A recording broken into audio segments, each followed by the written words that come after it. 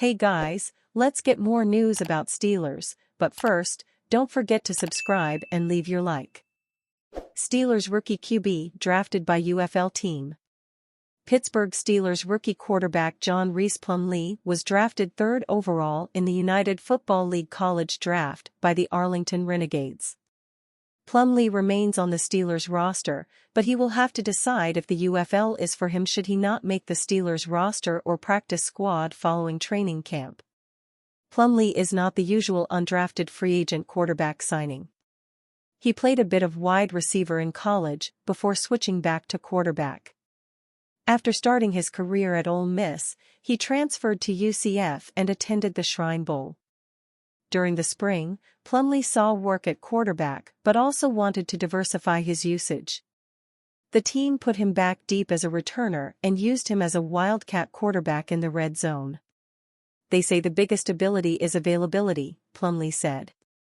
I am really trying to provide value in any way, whether it's special teams, returning punts or returning kicks, whether it is supporting Russ, Wilson, or supporting Justin Fields, competing in that room, trying to get better, learning from those guys.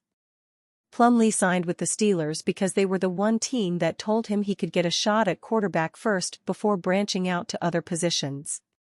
It seems likely that he might switch positions at some point or take on a Taysom Hill-adjacent role in the future.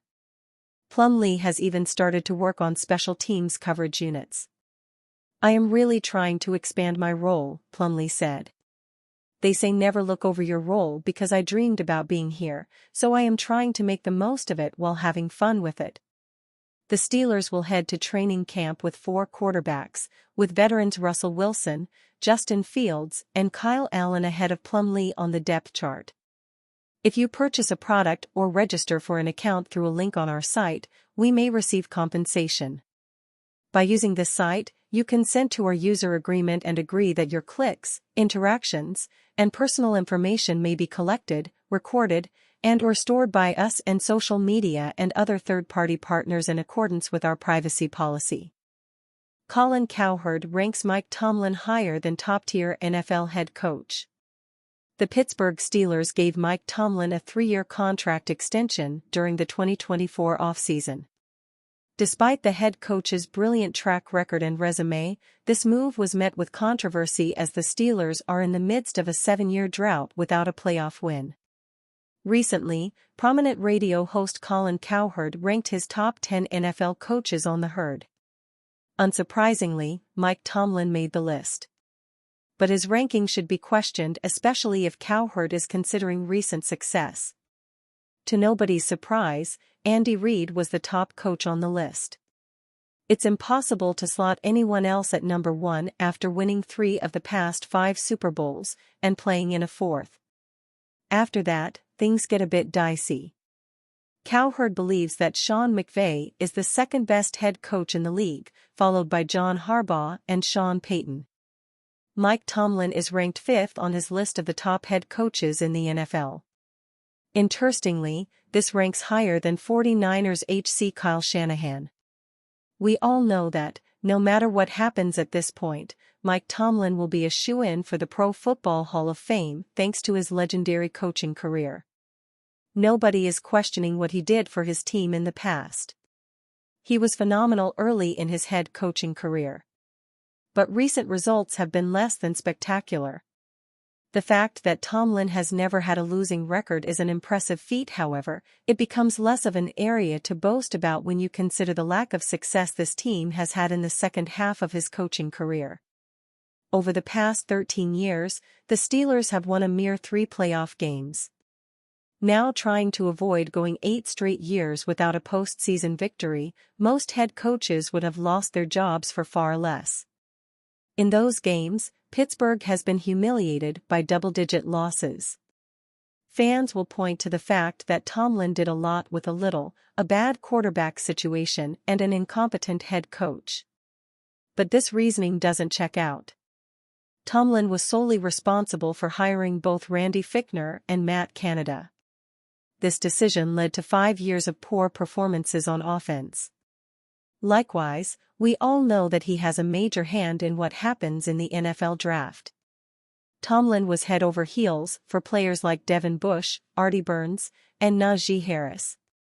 When it comes to roster decisions, the Steelers' head coach is no stranger to signing former draft crushes who were washed up, like Myles Jack and Patrick Peterson, or trading for a player he knew well entering the draft, like William Jackson III.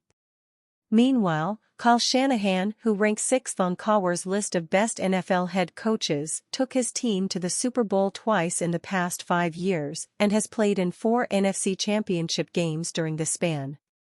If this is a ranking of who has the best resume, then Mike Tomlin clearly deserves a high spot among the top NFL head coaches. But if Colin Cowherd's ranking criteria includes recent success, we can't ignore how bad the Steelers have been in the postseason for over a dozen years. Trades the 49ers should consider for star WR Brandon Aiyuk.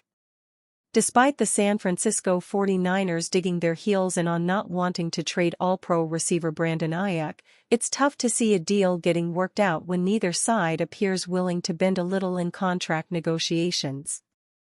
Aiyuk officially requested to be traded on Tuesday, and with several teams reportedly calling the 49ers about his availability, it would behoove the team to at least hear what those teams have to say. Given Aiyuk's close relationship with Commanders rookie QB Jayden Daniels and the number of times he's specifically alluded to wanting to play in Washington, this seems like the deal to make. The positives for the 49ers is that McLaurin is only 2 years older than Aiyuk and is already a proven commodity in the NFL. He has 4 straight 70-reception, 1,000-yard seasons.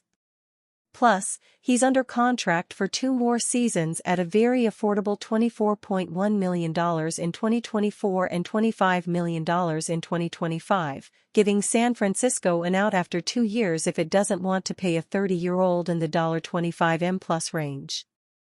On the other hand, Washington gets a 26-year-old top 10 receiver just entering his prime who happens to be best friends with and has experience with its rookie QB in college.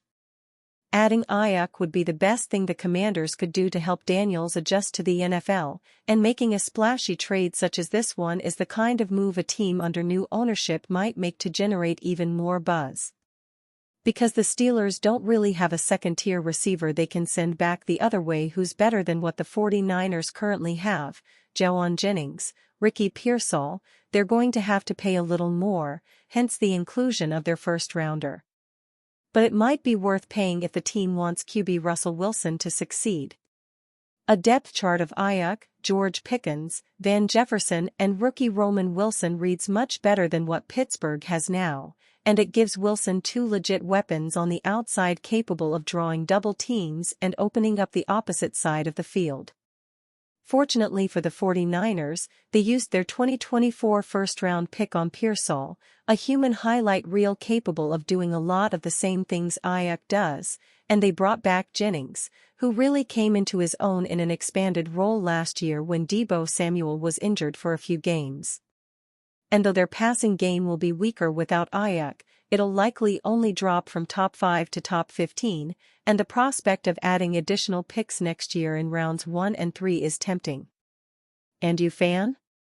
What do you think of the situation of Brandon Aiyuk? Leave your opinion in the comments.